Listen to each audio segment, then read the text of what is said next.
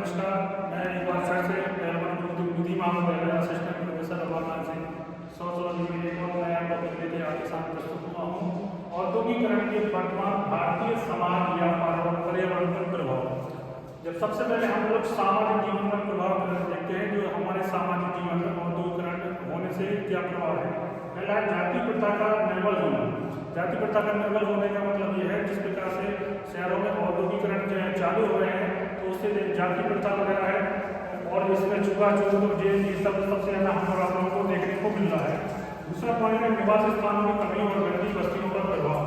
अब जब जिस प्रकार से औद्योगिकरण बहुत तेजी से शहरों में फैल रहे हैं, उसी आधार पर निवास भी बहुत कम होते जा रहे हैं, जिस कारण से इनकी कमी आ गई है और गंदी बस्तियों में ये लोग निवास करना शुरू कर देते हैं। जैसे कि मान चलो बहुत बड़े शहरों में देखा गया है, रेलवे स्टेशन के नजदीक अपनी बस्तियों पर रहकर काम कर रहे हैं।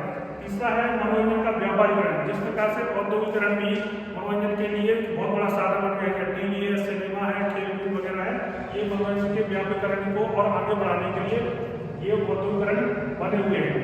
चौथा है प्रकृति से दूर जीवन।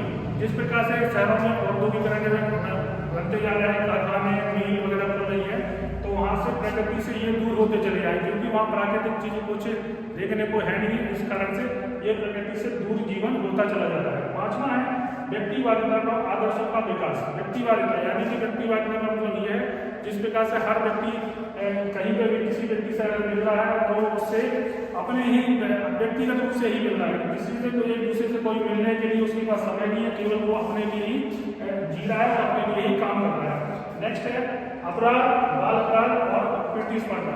जब जिस प्रकार से शहरों में औद्योगिकरण शुरू हुआ है, अपराध और बाल अपराध की श्रेणी बहुत तेजी से बढ़ रही है, क्योंकि छोटी छोटी बातों पर अपराध करना शुरू कर देते हैं कि भैया आपने काम कैसा किया, आपने काम क्यों नहीं किया। इस कारण से अपराध करने के लिए प्रयत्न करते हैं।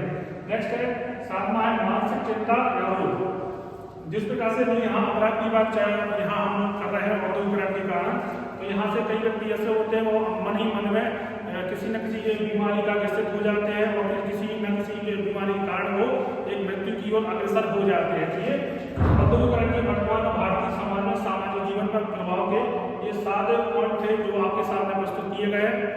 धन्यवाद।